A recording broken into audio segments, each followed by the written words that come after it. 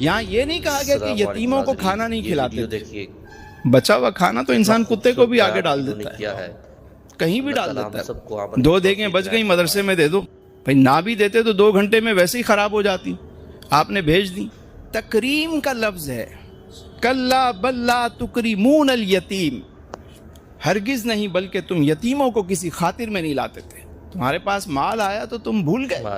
یتیم کو لوگ خیرات دے دیتے ہیں, مال دے دیتے ہیں, عزت نہیں دیتے.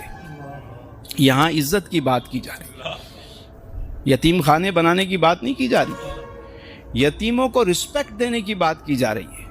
مجھے آپ بتائیں, آپ نے کتنی ایلیٹ کلاس میں کبھی دیکھا ہو کہ کبھی بڑی بڑی تقریبات میں یہ پارٹی وہ, ابھی رمضان آ رہا ہے تو افطار پارٹی, کتنے غریبوں کو بلایا جاتا ہے. لوگ تو یتیم رشتہ داروں کو بلاتے ہی نہیں ہیں. عزت دینا تو بہت دور, اور بلا بھی لیا تو یہ کر لو وہ کر لو, کام پہ لگا دیا اسے. تمہیں شرم نہیں آتی؟ تمہارے پاس جب مال آیا تم نے ان کا خیال ہی نہیں کیا.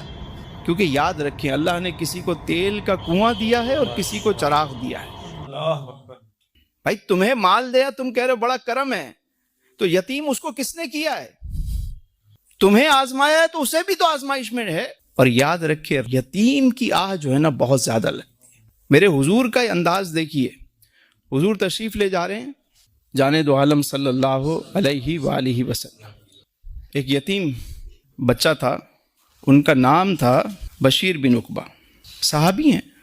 والد انتقال کر گئے تو وہ بچہ جو ہے رو رہا ہے کھڑے ہو کر. مدینے کی گلی ہے, حضور تشریف لے جا رہے ہیں, بچہ رو رہا ہے. آپ علیہ السلام کے علم میں تھا کہ یہ بچہ یتیم ہے, دل جوئی کی. فرمایا تم چاہتے نہیں ہو کہ تمہارے والد محمد ہوں اور تمہاری والدہ جو ہے وہ عائشہ ہوں؟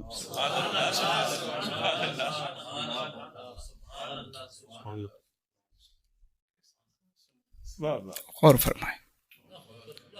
ایک شخص کا بچہ گم ہو گیا, کچھ دن گزر گئے, خبر ملی کہ تمہارا بچہ فلاں جگہ کھڑا ہوا ہے, بچوں کے ساتھ کھیل رہا ہے.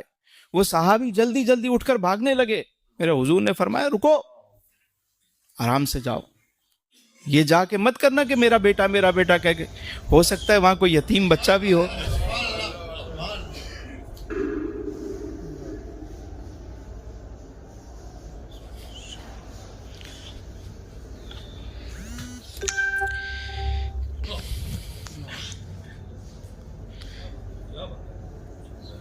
آج مجھے آپ بتائیں کہ یتیموں کا کتنا استحصال ہوتا ہے. بڑے بڑے سرکار